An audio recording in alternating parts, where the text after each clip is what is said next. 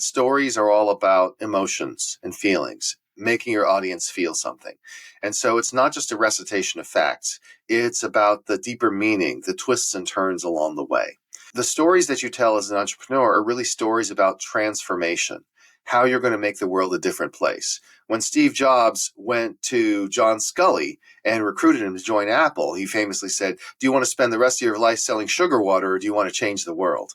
That is the kind of thing that I want entrepreneurs to tell. Quality of a story is determined by the effect it has on the audience. So if you tell a good story, it means that the audience will change their behavior. And it doesn't matter how skillfully a story is told, if the audience doesn't change their behavior, it wasn't good enough.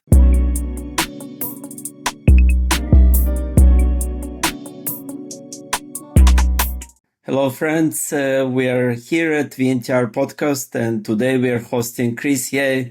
He's joining us from Silicon Valley. Hey, Chris, good to see you again. How are you doing? Great to see you, Yuri. I'm doing very well. It's been just a little bit since we saw each other in London, and I take it that you are off traveling around the world again. I was just in Singapore. I got back a couple of days ago. Amazing. Yeah, I'm in Portugal preparing for our summit next week. So we will have a very busy week here in Portugal. Great. So let's start with some background.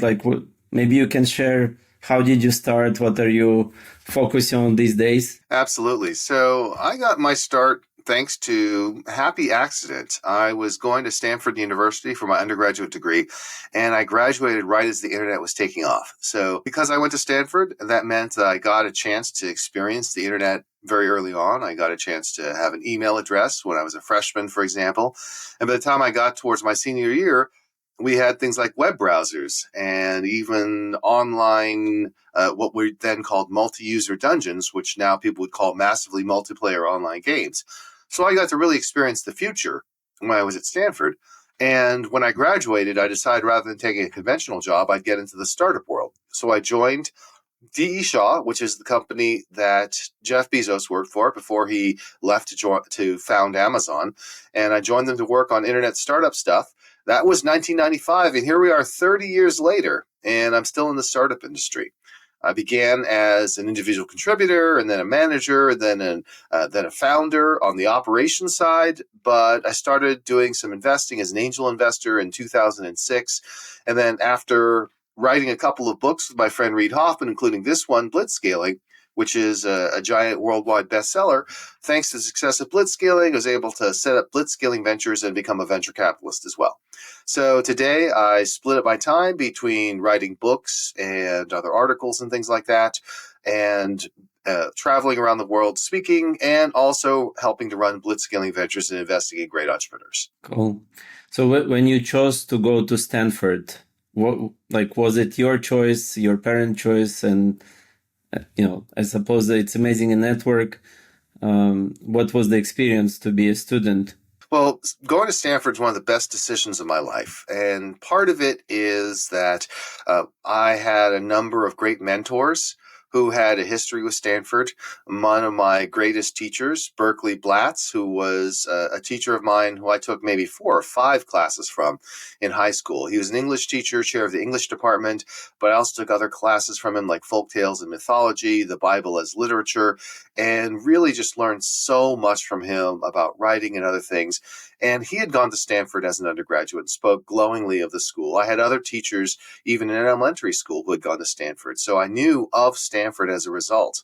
And it turns out that, conveniently enough, for a number of years in my youth, my uncle was also a professor at Stanford University. He later left to become the chairman of the physics department at UC Riverside, but he was at Stanford early in his career. So there were a lot of Stanford connections. So I knew about the school, and I was fortunate enough to get in. It was an amazing experience. Like I said, I was there at exactly the right time to really get into the internet wave. And I also had a phenomenal time because it's a school where really the school cares about its students, and it does a very good job of creating a welcoming environment. So I thoroughly enjoyed myself. And today I still have a lot of my old friends from Stanford. A number of them are LPs in my venture capital funds, and I work with them in other ways. And I'm just so grateful to the school. Yeah, it's very powerful network, and definitely the campus is amazing. Just walking there makes you want to study again. Absolutely. In fact, I was just there yesterday. I did a class on storytelling for the Business School Alumni Association. So I'm always trying to give back. Amazing. Yeah, good. So you started career in the startups, and you chose marketing, right? It's kind of most of your positions were in marketing. That's right. Yeah. So like, how did you end up doing marketing and not like being a computer science grad or? Excellent question. Well, when I was growing up, of course, I was doing both science and humanities. And even when I was at Stanford, I studied product design, engineering, and creative writing. So I was doing both things. But once I got over to DE Shaw, I wasn't a coder. So I took CS 106A, which is the very same as computer science class at Stanford. And I did get an A plus. I always like to point this out. But it was in Pascal. I never really pursued computer science and coding, even though I was pretty good at it. It turns out maybe I should have. And the guy who taught me computer science, Mehran Sahami, he was a grad student at the time. Today, he's the chairman of the Stanford Computer Science Department. So that just goes to show you, maybe I should have stuck with it. But even because I didn't, I wasn't going to be a coder. And I came into DE Shaw. I was helping them on the design side. I did have a degree there. But increasingly, if you think about where creative writing really gets you in the business world, well, it's really on the marketing side. It's all about storytelling and being able to tell the story of a company, being able to tell the story of a product, being able to tell the story of myself. All those were things that naturally led me into marketing. And so I worked on the marketing side right off the bat, marketing and business development, because I also worked on some of our partnerships and proposals. And that just became the thing that I became really good at. So whether it is in terms of creating the content for my various companies or building relationships with both industry analysts and the people who we would now call influencers in particular spaces, that was something I really excelled at and enjoyed. So I focused on marketing, but at the same time, even though I was really focused on marketing, I always dabbled in everything else. As an entrepreneur, you have to do everything. And I always acknowledge the importance of the other functions as well, right? I worked very closely with software development teams, and I always knew that, at the end of the day, I could tell any story I want, but the engineering team had to deliver. At the same time, I was spinning my tails and getting our attention. Our sales team still had to figure out a way to convert all of that attention into money. So I always worked very closely with other folks as opposed to being a rival to them. Yeah, so it's very useful and important thing to tell the right story for founders, right? So what recommendations you can give for founders around storytelling and how to, tell their startup ideas and vision? Absolutely. So there's a couple. And again, I'm condensing an entire 2-hour storytelling workshop, which, like I said, I just gave one to the Stanford Business School yesterday, into a couple of minutes. But there are a couple of key things. The first is that stories are all about emotions and feelings, making your audience feel something. And so it's not just a recitation of facts. It's about the deeper meaning, the twists and turns along the way. The second thing is the stories that you tell as an entrepreneur are really stories about transformation, how you're going to make the world a different place. When Steve Jobs went to John Sculley and recruited him to join Apple, he famously said, "Do you want to spend the rest of your life selling sugar water, or do you want to change the world?" That is the kind of thing that I want entrepreneurs to tell, a story of transformation that can inspire people to be a part of it, whether they're employees, investors, or what have you. Then in terms of how you handle your storytelling, one of the most important things I point out is that the quality of a story is determined by the effect it has on the audience. So if you tell a good story, it means that the audience will change their behavior. And it doesn't matter how skillfully a story is told, if the audience doesn't change their behavior, it wasn't good enough. So it's really critical to focus on the audience, to deeply understand their concerns and what motivates them, because that is what determines whether the story's good, not the skill you have with words or anything like that. Finally, I think that the last thing I tell people is, especially entrepreneurs, there's this tendency that people have to tell the story in a purely chronological order. So they talk about the problem that people face. Everyone knows you have to start with the problem. Then they talk about their solution, and then they talk about what their solution will do for people. And while this makes sense because it's chronological, it does not actually make sense from a storytelling standpoint. I instead tell people, hey, have you ever read a detective story or watched a detective movie or a mystery movie? What's the part of the mystery movie or detective story that you love the most? And everyone's like, the big reveal. I'm like, exactly. And that's what you can put to work as an entrepreneur. You can create dramatic tension by framing the problem first, then talking about the benefits that could exist in a better world, and then circle back and do the big reveal, and here's the solution. Now, of course, it has to be a good solution. If you do a big reveal and people are like, what? That's it? That's not going to work. But if you've got a great solution and you do the big reveal, it creates that, I call it click moment. That's actually the name of a book that my friend Franz Johansson wrote. But it's a moment where everything clicks into place. It's incredibly satisfying. And it puts people in the right emotional frame of mind for you then to follow up with your proof points and everything to convince them to join your company, to invest in you, to adopt your company, or what have you. Yeah. How do you differentiate a good storyteller from an achiever that will make it happen? That's the tricky part. So one of the things that is the great danger of storytelling is that storytelling is incredibly persuasive, but it doesn't tell you if the person can do what they say they're going to do. And this is one of the reasons why when it comes to investing in entrepreneurs, I love to find charismatic entrepreneurs, but I do not assume that they can do what they say they can do, because I know that I can make anything sound good. I could take any idea, any startup, and make it persuasive. But the real question is, can it really do it? And so that's why you have to really deeply look at the underlying information. So for me, where the rubber meets the road is in the product. And the question becomes, do the users actually use the product? Do they engage with the product? Do they engage frequently? Do they engage intensely? Does it make their life better? Because it doesn't matter how good I made it sound. I had startups in my career including my first startup, which were really not that good. I convinced millions of people to adopt my product. I convinced investors to give me millions of dollars. That didn't mean I could change reality. And can we touch on storytelling for investors, right? Because investors, they also need to tell their story, the thesis, and basically persuade the LPs to give them money. So what is the difference in the storytelling for investors versus entrepreneurs? Well, the big difference in storytelling for LPs is, as a venture capital firm, you don't have a lot of freedom in certain things, right? At the end of the day, you are taking money from LPs and investing in them in startups. There's just not as much variation as there is with telling the story of a startup. Because with a startup, you can basically say, here's what we do, and it's exciting. With a venture capitalist, you say, here's what we do. We take money from you and we give it to startups. And people are like, yeah, tell me something I don't know. And so what you have to do is really lean into the things that differentiate you, right? It's really hard as an emerging manager to differentiate yourself. If you go to LPs and you say, listen, I'm a really smart person. I have a great pedigree. I've had success in my career. I've built a great network. I know a lot of wonderful people, and we're going to pick great deals. The fact is, every single emerging manager can say that. And so that doesn't differentiate you at all. You have to have some element that really does stand out. For Blitzscaling Ventures, we tend to emphasize a couple of things. Of course, we emphasize the book and the global brand that we have as a result. But we also emphasize the deal flow engine that we've built. We emphasize the fact that we use the Blitzscaling principles to create a scorecard to pick the companies. And we emphasize that we're able to add value to the companies and convince the entrepreneurs to let us on board. And really, I think that that's the story you have to tell to an LP. You have to tell the story of why you see the best deals, how you pick the best deals, and why you can access the best deals. And those are the three things you have to prove. How you choose to prove that to your LPs is up to you.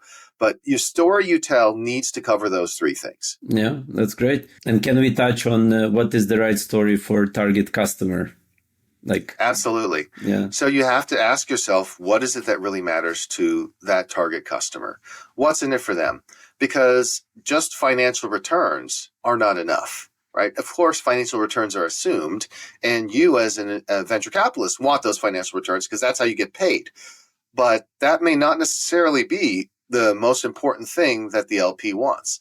I've talked with corporate LPs where, of course, they wanted returns, but what was more interesting to them was exposure to particular technologies. There were other folks who wanted us to work with them and help them leverage the property that they had with some of the events that we run. Other people were very interested in diversifying from cryptocurrency or diversifying from a particular stock or something like that. In all cases, you have to understand what it is they're really looking for. Is it just financial return, or is there something more? And in most cases, there is something more. And they may not even realize it themselves. Sometimes you have to be able to ascertain what they're looking for independent of what they tell you. And I think that for a lot of LPs, a big part of what they do with their venture capital investments, especially when they're a high net worth individual or family office or something like that, not an institution, is they're looking to belong to a community that's going to make them feel smart and feel interesting. And so we lean into that as well. We build a really strong community. We hold multiple events per year for our community. We go out of our way to recruit LPs from interesting backgrounds, whether they're best-selling authors or running sports teams or founded amazing companies or what have you, because that's a part of the story and that's a part of what LPs are looking for. And if we step back to the founders, right, it's kind of when they just launch their products, pretty much there is no product, right? It's kind of they tell stories to early adopters, early customers. So what do you recommend to do? Because like sometimes you're overselling something that doesn't exist, or your product is not there, and the customer doesn't need it, or it's not ready for the customer. So what is the best way to go about it? Yeah, so I'm always very careful about these things. Again, there are different approaches. There's the famous approach of fake it till you make it. And Larry Ellison, earlier this year, the wealthiest man in the world, at least for 1 or 2 glorious days, is one of the primary examples. When he built Oracle, he would overpromise and underdeliver, and yet still manage to get away with it. And he, like I said, for a while this year, he was the richest man in the world. So who am I to say that that's wrong? But my own approach is to be very careful about distinguishing what we absolutely can do and what we would like to be able to do, right? What I often am doing as an entrepreneur in my career is selling people on the vision of what they could do. And it's not the vision of what I can do and what my company can do. It's the vision of what they can do with my product. And I'd say, here's what you can do today, and here's what we would like to be able to do in the future. And of course, things are going to, right now you're buying the product. This is the worst the product's ever going to be. It's going to be more and more capable over time. And if you buy into the vision, if you agree with the direction we're going, then you should buy. You should become one of our customers and help us design this. It's a great insight. If we step back into, your career, right? It's kind of, what was the most successful startup that you joined?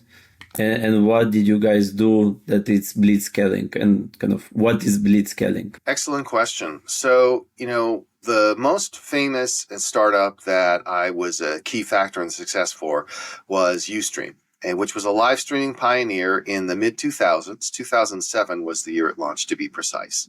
Mm-hmm. And it was a company where I was the first outside investor and also the interim CEO and set the strategy for the company. And I invested in Ustream after being introduced to them by one of my HBS classmates because I saw that there was a tremendous opportunity. And I hadn't written Blitzscaling at the time. This was 10 years before I completed the writing of Blitzscaling. But even then, I could see certain key things were true about the business. The first thing is that there was a really strong network effect. Live streaming, even more so than recorded video a la YouTube, has a really strong network effect because you as a viewer want to go where the best streams are. And if you're a streamer, you want to go where the viewers are. And it really is a two-sided marketplace of attention where once you become the market leader, it's difficult for people to compete with you. So that has that very strong winner-take-most market quality that we look for in Blitzscaling. The other thing that we look for is distribution. Was there a way to be able to get a lot of people onto the platform very quickly? And so our strategy was to target people who already had audiences and get them to stream. So back in those days, and again, this is 2007, you have to remember, this is a long time ago. What we were looking for were people who were already influencers. This was in the pre-influencer era, so we would call them bloggers instead. But we looked for people who already had audiences and who also preferably had Twitter accounts, because the thing about Twitter is it was a real-time communications mechanism, and it made it easier for people to tell folks, hey, I'm going to be live streaming in a couple of minutes, hop on now. And finding those people really helped drive the distribution and adoption, which is another one of the principles that really helps with blitzscaling, which is to find that virality, to find that distribution that allows you to outgrow the competition. The final thing that made it really risky, but is a hallmark of the most aggressive form of blitzscaling, is that when we went in and launched the business, I am a very keen observer at the time of the online advertising market. I'd been in that market since the days I was with D.E. Shaw in the 1990s. And so I was very well aware of the fact that we couldn't make enough money off of the advertising, at least at that point, to pay for the bandwidth. And so there was no question that every single user, every single stream, every single minute was costing us money. And what I also knew, however, is thanks to the power of Moore's Law, that the bandwidth was going to decline dramatically. The cost of bandwidth was going to decline dramatically over time. And by running the math and looking at the curves, I ascertained that we needed to be able to finance the company for about 12 to 18 months before the curves would cross. And so we were willing to go out there with negative unit economics and grow as fast as possible, because we knew that that was how we were going to win the market and ultimately be a valuable company. And anybody else who waited until those lines crossed 12 to 18 months later, it was too late, because by then the market leaders were already established. So blitzscaling is all about prioritizing speed over efficiency, taking on that extra risk to win a valuable winner-take-most market.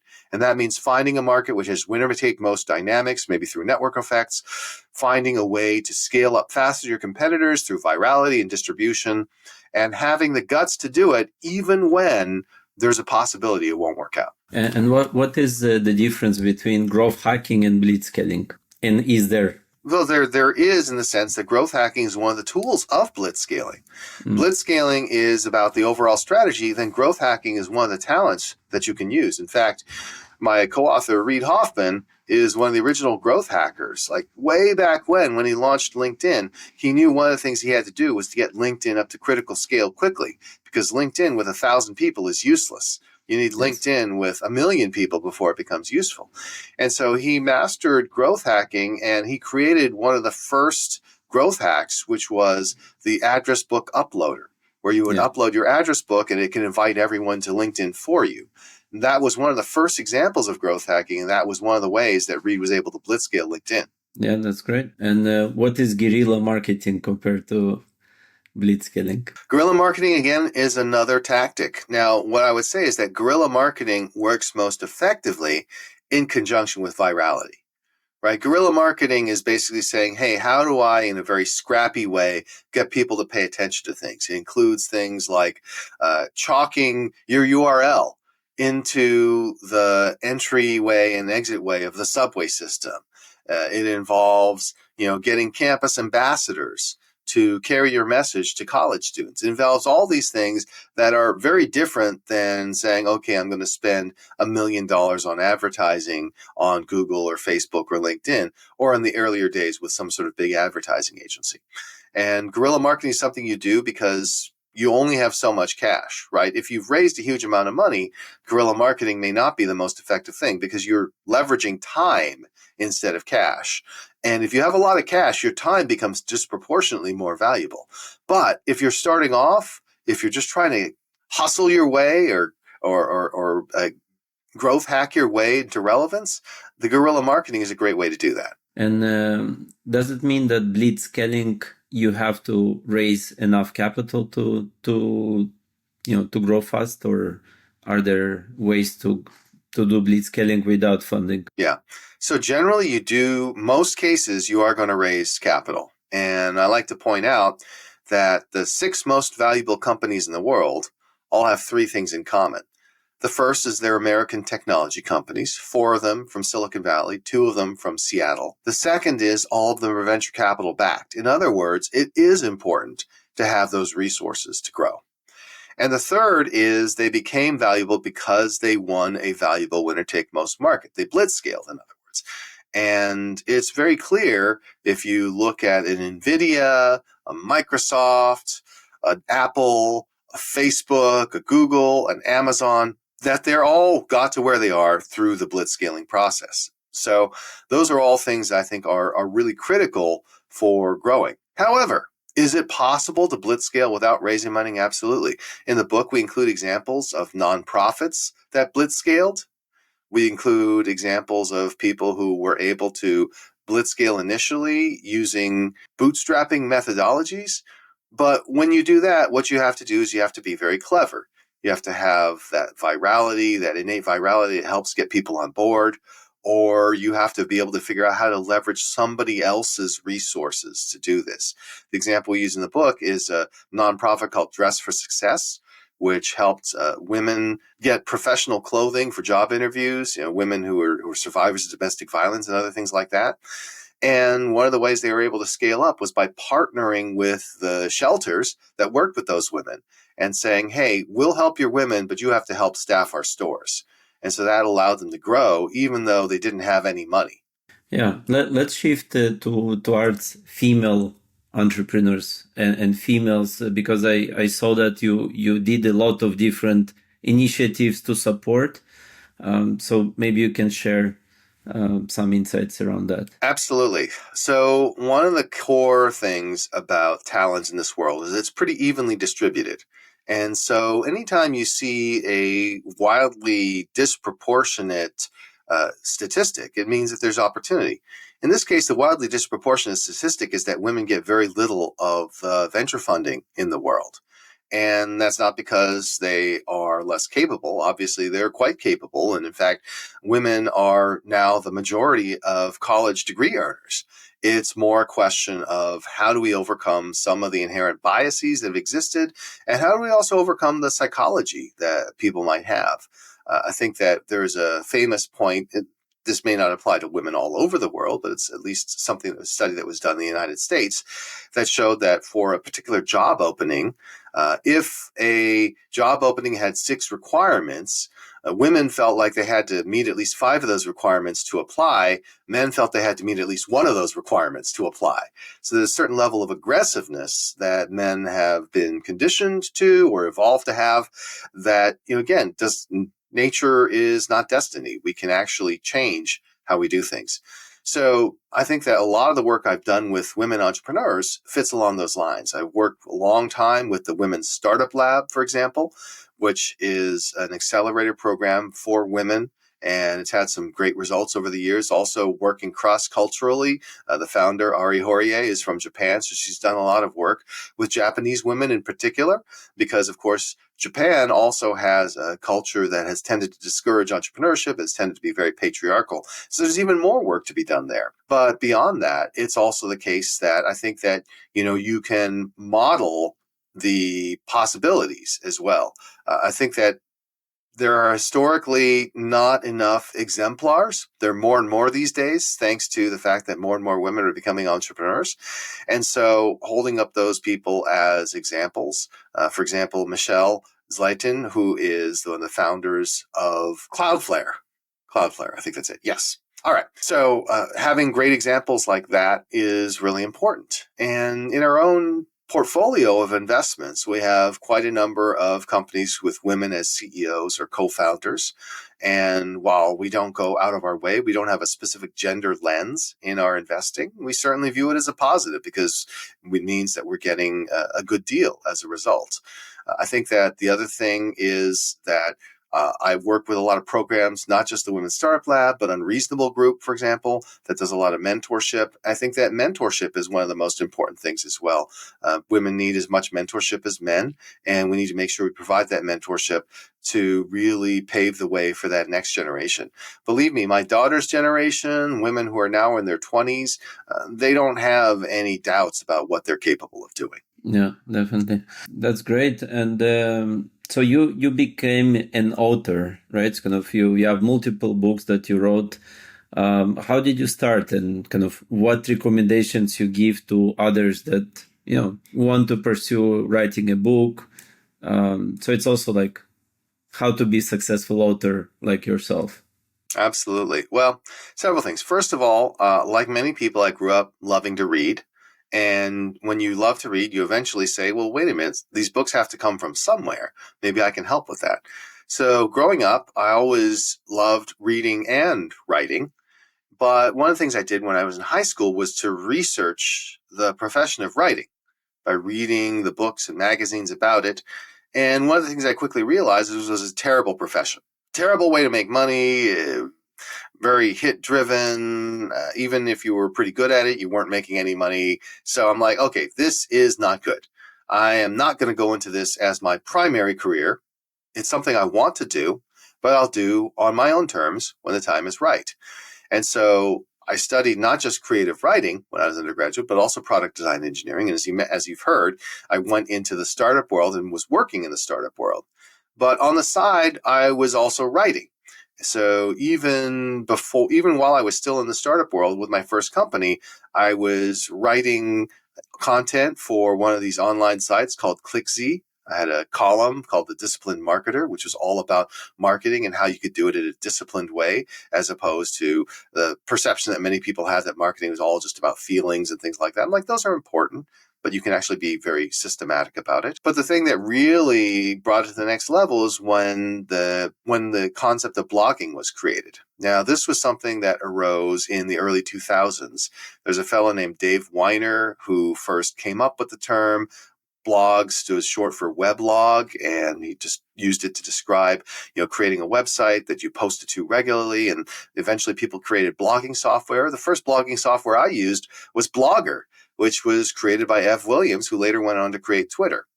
And blogging is the thing that really allowed me to become a writer because, as you've probably read from various books like Outliers, it's really important to get those 10,000 hours of practice in.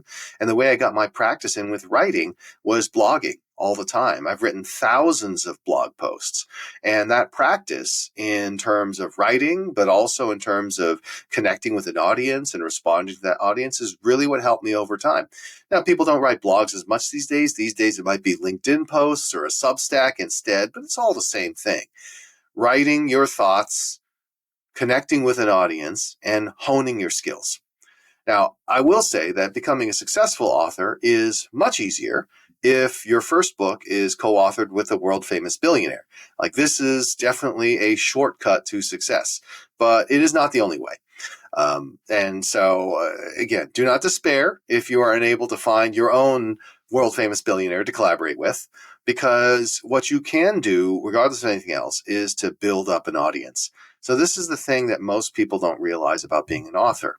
The publishers are not looking to sell your book. I mean, of course, they want to make money selling your book, but they're not actually very good at selling your book. If you stop to think about it, it's very easy to understand why. If somebody is a great marketer, they can go over to Procter & Gamble and basically run the company and lord it over their own product line. They're essentially a mini CEO. Or if they're a great marketer, they can go out to Silicon Valley and work for a company that will be worth tens of billions of dollars and hopefully make them very rich. Or they can go and work for, a large corporation, and they can go ahead and, set up gigantic conferences and talk with, nightly news anchors and things like that. Those are all great. Or you can go into publishing and try to market books. Well, which of those is going to allow you to make more money? It's not publishing. So the people in publishing are very smart, they're very dedicated, but they're the people who, A, loved books, and B, could afford to could not pursue the most lucrative forms of marketing. So as an author, the best way for you to be able to convince someone to publish your book is to be able to build a platform that tells them why your book is going to sell, regardless of what they do. And so that means building up your platform on LinkedIn, on Substack, on Twitter, on TikTok, whatever you have. Build up that platform, a mailing list even. And that is the thing that's going to convince people, in addition to having something worthwhile to say. If you have something worthwhile to say, but you've got no platform, no audience, no way to sell the book, they're not going to be that interested. What about self-publishing? What is your perspective on that? kind of, there was time that self-publishing became quite popular. I don't know how it is right now. Self-publishing remains a very viable option. And the advantages of self-publishing are twofold. First is speed. You can actually get it out much more quickly. Traditional publishers are very slow. And the second is you get a much higher percentage of the money. The traditional royalty rate that a publisher pays you is 15% of the list price. And if you're self-publishing on Amazon, you keep 70%. Well, 70 is a lot higher than 15. And if you have a platform and you can get the word out yourself, it can actually be very effective. And of course, we're all familiar with some of the very famous examples of books and authors that succeeded through self-publishing. The most famous example, I think, is probably The Martian by Andy Weir. But it's also worth pointing out that I think that the 50 Shades of Grey sort of arose from the fan fiction world as well. So there's all sorts of ways to self-publish. I think that whether you choose to self-publish or traditionally publish boils down to those key factors. Is it timely? Do you really need to get this out quickly? In which case you need to self-publish. And furthermore, do you have the, really want the imprimatur of a traditional publisher? Like what they do is you're better known, it's better for the reputation. And so if your concern is not so much book sales, but reputation, then it may make sense to go with a traditional publisher. But I think that it makes plenty of sense to go the self-published route. I've encouraged many friends to go that route because the bottom line is, no matter what, having a book is one of the greatest business cards you'll ever have.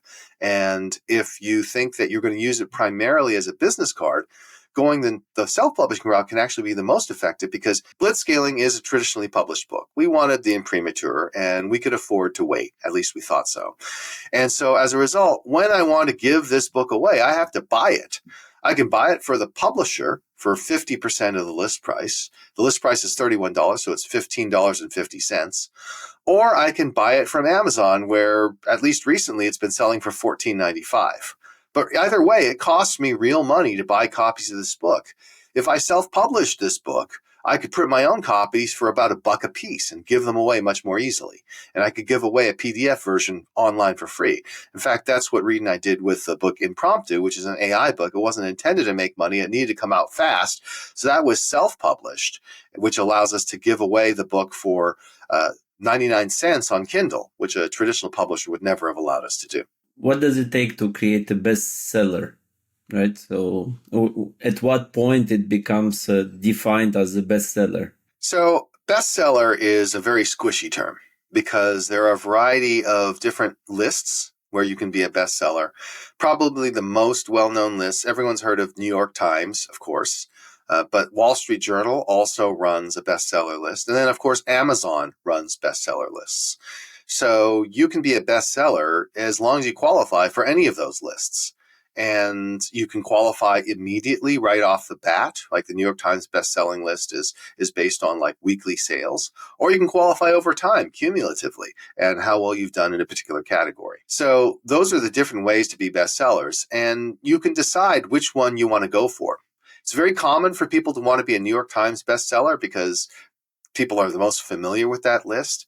In order to do that, what you have to do is you have to go out there and barnstorm and get people to buy the book in physical bookstores. Weirdly enough, the New York Times bestseller list, at least last time I checked, does not count Amazon sales, which is crazy since Amazon is like 70% of book sales. But the New York Times, they don't like that. They like traditional book sales. So that's why it is harder to become a New York Times bestseller if you're self-publishing, because it's harder to get your book distributed into all those bookstores. On the other hand, the Wall Street Journal is just about sales and how many books you sell. And they use BookScan, which is the thing that actually counts Amazon book sales as well. So with Wall Street Journal, you take a different approach. You're like, okay, how can I sell the largest number of books? How can I for example, speak at conferences where they're going to buy a copy for every attendee? How do I go to a company and speak at their all hands gathering, get them to buy as many copies of the book as possible? And then for Amazon, you just have to concentrate the buying through Amazon in order to do that. And a lot of people do that through the pre-orders right before the book launches, so it can be an Amazon bestseller the day it launches. So those are some of the strategies and tactics you can use to become a bestseller. What I always tell people is, in the end, it doesn't really matter. whether or not the book is a bestseller or not, it will either stick in people's minds or it won't. And if you can say your book is a bestseller, but nobody remembers it, that's not very valuable. If your book isn't a bestseller, but it's a book that everyone remembers, that's far more valuable. And with Blitzscaling, yeah, it sold really well. But more important is the fact that people know the book, that people all over the world know the book, and they see me and they recognize me, and they bring their copies for me to sign. And that lasting legacy is more important than any sort of bestseller designation. Yeah. And how did you build relationship with Reid, and how did you offer, hey, let's write the book together? Excellent question. So I got to know Reid when he was starting LinkedIn. So this was back in 2003, over 2 decades ago. I saw LinkedIn when it launched. I thought it was an amazing product, and I reached out to the founders. I was one of the first people to sign up for LinkedIn. I was in the first 3,000 signups. So in the first couple of weeks after launch. And I also reached out to the founders through the Stanford Alumni Network, since they were all Stanford grads. And so that's how I got to know them. I first got to know Reid's co-founder, Konstantin, who was in charge of marketing, because obviously I was in charge of marketing and I could help more on that side. And then I met Reid for the first time when I organized an event for LinkedIn. So I did a Harvard Business School alumni event to tell them about why they should sign up for LinkedIn. And I got sponsors, I got hundreds of people to attend, and Reid came and spoke, and that was the first time that he and I met. So that's how we got to know each other. And then during that time period, we were both angel investing as well. So we were all part of the same community of people who were blogging and angel investing and working in the startup world. And later on, I also got to know Reid even more closely through my friend Ben Kasnoka, who runs Village Global. Ben and I got to know each other when he was a 15-year-old high school student, and we were reading and commenting on the same blogs. And we did a lot of things together as well, including working on his first book. And many years later, he came to me and he said, hey, you know Reid Hoffman, right? And I'm like, yeah, no, I definitely know Reid. He's a great guy. And Ben was like, well, Reid asked me if I was interested in writing a book with him, but I'm not sure what the answer is going to be, because I don't know if I want to be pigeonholed as an author. And I said, well, Ben, how often has one of the great geniuses of Silicon Valley asked you to write a book with him? I mean, does that happen a lot over the past 12 months? It's like, no, this is the only one that happened. I'm like, okay, I think this is a pretty rare opportunity. I think you should jump on it. And so Ben took my advice, and he and Reid produced a book called The Startup of You, which is a bestseller, which is all about how people should think about their career as if they were an entrepreneur. Even if they're not working at a startup, even if they're not creating their own startup, they're still an entrepreneur. And it was after that book came out and was successful, it was also a bestseller, that Reid and Ben came to me and said, hey, we're interested in doing more book work. Are you interested in helping us? And I said, well, that depends. It depends on what? I said, well, does my name appear on the cover of the books? And they're like, yes. I'm like, okay, I'm in. So I was fortunate enough to actually have Reid and Ben come to me and ask me to start working with them. And I was fortunately smart enough to say yes, right? This is one of those key decisive moments in your life when you see this opportunity. And this was a no-brainer. I'd already gone through the decision-making process with Ben, so I knew why it was a good idea. And so that's how it started. And we worked on first a book that was called The Alliance that came out in 2014. It's really popular in HR circles. And then, of course, Blitzscaling, which came out in 2018. And eventually, Reid and I are going to be talking later on this month to plan out how we're going to complete a sequel to Blitzscaling that will likely be called Blitzscaling in AI. Great. And let's step to investing, right? It's kind of you started investing as an angel. You were part of different startup ecosystems like Wasabi. How did you come up with Wasabi name? Excellent question. So the funny thing is, it's actually a name that we took from someone else once he was no longer using it. So way back in the dot-com boom, when I was raising money for my very first startup, one of the people we met with ran a fund called the Wasabi Fund. And he called it with the Wasabi Fund because wasabi is a small amount, but very potent. And I was like, wow, that's a great name. It's like, I really always admired that name. And years later, my partner in Wasabi Ventures, Tom Kugler, and we had sold the company. And we were like, well, what are we going to do with this money? And we said, what if we started investing? And we're like, what should we call this? Well, how should we brand this? And we're like, hey, remember that wasabi fund? Yeah, because we both love sushi as well. Sushi is one of my favorite foods. We love wasabi. And we checked, and it turns out the guy had stopped doing venture capital. The Wasabi Fund no longer existed. We're like, well, great. Let's take that. And so we named ourselves Wasabi Ventures. And so we ran Wasabi Ventures for a long time. Actually, we're no longer actively running Wasabi Ventures, though we're still managing some of the portfolio companies. One of the companies that we incubated is well, there's a couple of companies. There's that one company that we incubated that's super successful is a influencer marketing agency called Influence Logic. That's one of the leading players in the field. So it's still going and still growing rapidly, which we're very excited about. We also helped launch Alumni Ventures, which is a big player in the venture capital field. We're actually investors from the very beginning. So really excited about that one as well, and hopefully a good result out of that. But my partner, Tom Kugler, actually had actually got cancer right around the time the pandemic hit. And so very serious, required significant surgery and treatment. Fortunately, it looks like they got it, and he's actually cured as much as you can be. But during the course of that, obviously, during that time, we really weren't that active as in terms of investing our funds. And then afterwards, TK said, I was in the hospital, and I wasn't sure if I was going to live or die. And I said, if I get out of this, I want to do the things I've always dreamed about. And he grew up in Maryland. And one of the things in Maryland that he always loved is horse racing. And so when he got better, he said, that's it. We're going to retire Wasabi Ventures aside from the existing companies that we have. And I'm going to go into the horse racing business. So we actually launched, mainly TK. I do no work other than lending the name, and I'm a small partner in it. Wasabi Ventures Stables, which is fractional racehorse ownership. He actually moved to Lexington, Kentucky, which is one of the centers of horse racing. That's where they have the Kentucky Derby every year. He bought a big farm where he's actually going to breed horses, and he's living his best life. And it's awesome. I wish that we were still able to do Wasabi Ventures, but I'm so excited for him to be able to live his dream. And I've gone out and visited the farm and seen the horses and stuff like that. So that's really cool. And meanwhile, life goes on. So I happen to be able to have the chance to launch Blitzscaling Ventures as well.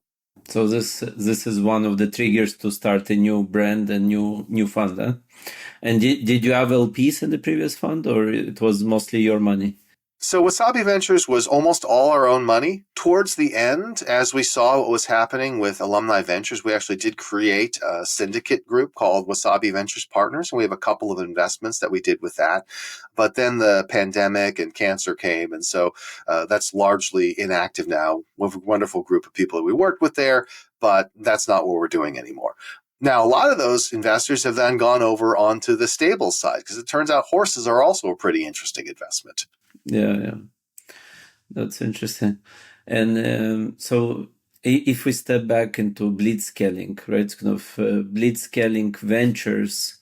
So because of the book and because of you becoming a thought leader in the space, lots of entrepreneurs come for you for an advice or kind of, hey, can you coach me? Can you mentor me? Can you advise me?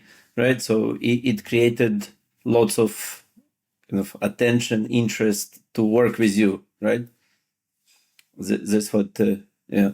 And so that's been one of the things that's been really helpful. We do get a tremendous amount of inbound because founders have read the book, and especially the most ambitious founders, especially, are disproportionately readers of the book. So that helps. But we also do a lot to get the word out there. Here in the Bay Area, my partner Jeremiah Aoyang runs the Llama Lounge AI event series, which is really popular. We do about 10 a year, attract about 400 to 500 attendees every time. Most of them are AI founders, but also venture capitalists and corporate buyers. And that's a huge source of deals for us. And then my other partner, Jeff Abbott, with whom I was just in Singapore this past week, has created AI Salon, which is now in, I think, 75 cities around the world. It's based a little bit on the Llama Lounge model, but it's an AI meetup for startups in all these ecosystems. And we're in Asia, Australia, Europe, Africa, all over. And so that's also a big help. That's great. And what is the thesis of Blitzscaling Ventures? Our thesis is that we invest in blitzscaling companies. So companies that are tackling a valuable winner-take-most market, that have the right kind of distribution strategy to outgrow the competition and win that market. We have two different funds. Our first fund is our early growth fund. We generally invest at the Series B stage or so, which is when the companies are really starting to accelerate their revenues. And that's when the founders most need our help in terms of figuring out how to manage the strains of growth. Because they've got everyone pounding on the door to give them money, but they got to figure out, how do I manage this process? Because just because I've reached the Series B stage doesn't mean I'm guaranteed to go public. And then the other fund is our AI fund, which invests early on, Series A and earlier, so seed, pre-seed, Series A. And that's in companies that haven't hit that acceleration point yet, but are looking to do so and are looking to make sure that they have the right setup to do it. With AI companies in the past 2-3 years, they're like booming in terms of attention and growth. And how are they different in blitzscaling from, let's say, other companies that you saw in the past? Well, there's a couple of things. The first is that AI, because it allows human beings to be so much more productive, these companies are growing faster and with fewer people than before. And that's great from a blitzscaling perspective, because removing some of the barriers to blitzscaling, it does, have some interesting societal implications, because obviously job growth generally comes from smaller companies. If those smaller companies are going to be able to grow bigger without as much job growth, there's fewer jobs available. But that's a broader thing that I can't necessarily just address as an individual. So there's that rapid growth. But the other thing that's interesting about AI is the key is AI is something where it's difficult to really rely on the technical moat, right? So much of the innovation is being driven by the foundational models, and that's something that's happening outside of most of the startups. And you're building this technology, and the question is, will the technology moat hold up? And we've done surveys of entrepreneurs, and most of them admit they don't expect their moat to last for months. Mostly it's weeks to months. It's certainly not years. And so it's even more important to build up the kinds of network effects and switching costs that are the hallmark of blitzscaling. Because if you don't, it could be a case of easy come, easy go. Your company can launch, it can rapidly grow in terms of revenues, but if you have no switching costs, if other competitors arise, you may lose your customers, those folks, and fall back to earth. Yeah. It's kind of, in AI startups, there are so many alternatives, right? Doing similar things. And, even like ChatGPT or Cloud or, Grok or, so it's almost same, right? It's kind of, you don't notice too much difference, right? So and so, I think that they've done clever things. I think that ChatGPT and OpenAI have, built a strong brand and built an ecosystem around themselves that helps, like have the OpenAI startup fund investing in companies. Obviously, that helps drive the usage. With Anthropic, I think that creating Claude Code was a brilliant move on their part. It quickly became one of the most important tools out there, and so on and so forth. But the fact remains, you got to continue to fight it out, because it's really about maintaining that market share. It's not just enough to get the market share. You got to retain it. So with your first fund, do you look for AI component in every company that at Series B? It's kind of... So they don't have to be purely AI companies, but we certainly look for every company we invest in to leverage AI, because it is such a powerful tool. And that's something we'll absolutely help them with. We're fortunate enough, one of our technical advisors is Parth Patil, who I met because Reid recruited him as his own technical advisor, and Reid was kind enough to let us share him and make him one of our advisors as well. But it's incredible what AI can do. Parth is a computer scientist, data scientist. He uses AI constantly. He's always on the cutting edge of what the various foundational models are doing. He's actually helped shape the roadmaps for some of these places. They've taken his advice in terms of what to build. And the level of productivity they can generate is just astonishing. So you participate in lots of conferences as a speaker, right? So, we got to know each other through our own conference, through Growth Marketing Conference in San Francisco. I think back then you already had the Blitzscaling, kind of the first steps of Blitzscaling movement. What do you recommend? How do you recommend to use conferences as a tool to become a thought leader? How to choose certain niche where you are the speaker in that niche? Absolutely. So there are a couple of clever tricks that you can use that I've used in my career.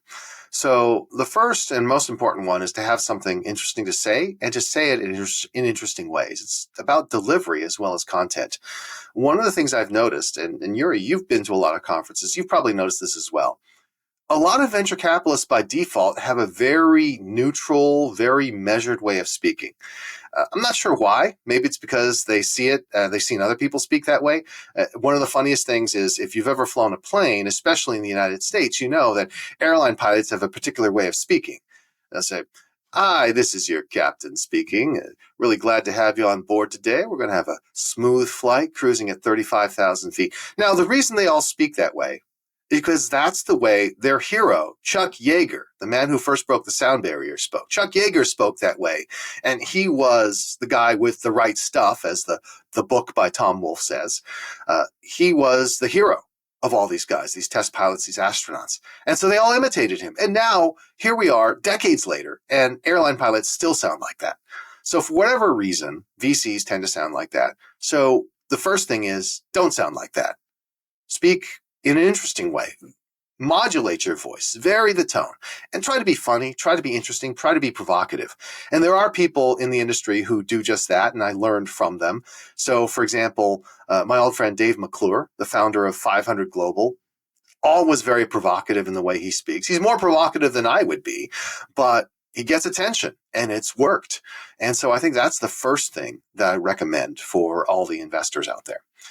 The second thing is something that you have the ability to do that often people overlook, which is to be the moderator. So the funny thing about these conferences is they're always looking for panelists, but they're always looking even more so for moderators. It can be really hard to find moderators. Now, sometimes the moderators pick because they're a sponsor, right? The sponsor pays their money, they get to moderate and pick a bunch of panelists. But in many other cases, they need to find a moderator. Well, moderating is more work than being a panelist because you actually have to learn all the other panelists and you have to sort of structure a set of questions and you have to be able to guide the conversations. But it's also an incredibly powerful position. The moderator actually speaks more than most of the panelists. The moderator actually makes a bigger impression on the audience than most of the panelists. And that's something I did in Silicon Valley for many years before I became known as an author. I would moderate panels for all these different organizations and conferences and things like that. People knew that I would do a great job of moderating, and it put me on stage and meeting incredible folks. Like, for example, Tom Preston Werner, the founder of GitHub. I met him because I was moderating a panel. I didn't recruit him. They asked me to moderate. Vinod Khosla. Somebody asked me to do a fireside chat with Vinod Khosla. I didn't know Vinod before that. Of course, I knew of him. He's a legendary figure. But I got to know all sorts of people through moderating, which is something a lot of people overlook. No, it's an interesting one. That moderating, of course, you have to be interesting moderator as well, right? Because like there are these moderators that, hey, what do you think? And everyone answers the same question, and it's not engaging. And that's the trick of moderation. So the way I moderate is very clear. Is that I'm like, not every panelist is going to answer every question. We're going to figure out which questions which panelists are going to answer, and we're going to move on quickly. We're not going to force, like the poor person who is the last person. Oh my God, it's awful. Yeah, I agree with everything else that was said. Now I have to say something. Oh dear. No, that's awful. And then the other thing, as the moderators, I'm handling all the transitions, but I'm also summarizing. If I felt like a person didn't say it crisply enough, I'll summarize it again, make them sound better. I'll tell jokes. I'll do various things to keep the audience engaged. I'll ask them questions. Hey, audience, what did you think of that? What do you think of that? Raise your hands. Anything to keep the audience engaged. And that helps make the panel run much better. That's cool. And what if you want to someone asks you to be a keynote, or someone asks you to do a presentation, and you're a VC, it's you need to have a niche. If you're like a book writer, it's easier for you to talk about this topic. But let's say you're generalist VC, what would you talk about, or how to pick a niche? Yeah, so I'd say that there's two things. One is it's very personal. Something that isn't something might be a niche for you, it might not be a niche for me. Obviously, one of the topics that's always popular at a conference of entrepreneurs is how do you raise money from venture capitalists? What's the secret to getting money from VCs? Yeah. And so you know your audience and you try to put the bait in the water that's going to attract them. But the other thing is, as a venture capitalist, when you put your presentation together, you have to do a good job. So you have to have a presentation where you don't have too much text on each individual slide, where you're not going to just read the slides. Dear God, that's the worst thing. Somebody who reads their slides, why? And you have to be very clear when you are going through your presentation what the takeaways are, right? If you're a good presenter, it doesn't matter whether you're a VC or an author, right? The fact is, I speak about my books, but I also speak about topics that I haven't written books about. And so in those cases, the fact that I'm an author should not make a difference. You still can make it interesting. And the way you make it interesting is by making sure you understand the audience, making sure that you interact with the audience along the way, and making sure you make it clear what the takeaways are. And by the way, the interaction with the audience, like I am always at various points asking the audience to raise their hands and things like that. It's just really important to get people to actually move and be engaged. Yeah, I agree. Last question. Kind of, what do you do for work-life balance, and kind of what are your hobbies outside of writing, investing, and moving around the world and speaking? Excellent question. So I do try to exercise every day. It's not always easy, especially since I'm on the road, but I do exercises that I can do just in my hotel room as well as in the various hotel gyms around the world. I love to get on the treadmill, for example, get a little good cardio in. I usually don't run anymore because I want to preserve my knees. And so usually I'm doing an inclined walking on the treadmill to get the heart rate up. I also really have crazy as it sounds, this is a very traditional thing, not very common in Silicon Valley. I'm a big fan of sports. So I've just been watching the World Series and rooting for the Dodgers, who are my hometown team and just won the back-to-back World Series. So that was great. I'm watching the Lakers, who are off to a great start this year. And so that's also a lot of fun. And then in terms of other things that I do, my main hobby is finding ways to spend time with other people. And that could be, the conferences that I do. It could be getting together with friends. I'm going to get together with another friend of mine this afternoon, as a matter of fact, just to find out and catch up on what's going on. And hopefully we'll go for a walk. We'll get some exercise while doing it. And these are all the things that you can do. Finally, in terms of work-life balance, one of the most important things is sleep. I always tell everyone one of the most important things I do is take naps when I'm tired. As a matter of fact, I took a 20-minute nap right before the recording of this podcast. So I actually woke up 4 minutes before recording started from my nap time, which is why I'm refreshed.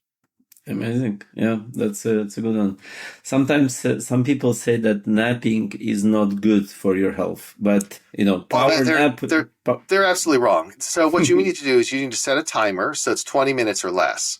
Yeah, but if you do that, it is incredibly powerful. And I always tell everyone, listen, why don't you take a nap? If you were to leave your office, go to Starbucks, wait in line, get a coffee, drink that coffee, come back to your desk, that takes more than 20 minutes. Exactly. And it won't refresh you nearly as much as just taking a nap. Amazing. Chris, thank you so much for sharing and covering so many different topics, and amazing to host you, and hopefully we'll meet again somewhere around the world in person. We'll invite you to be a speaker in some of our upcoming forums or summits, and looking forward to build a relationship going forward. Absolutely. I've watched from afar as you've built up the network. It's incredible what you've been able to do. It's a phenomenal network of awesome people. I'd be glad to do that in the future. Amazing. Thanks.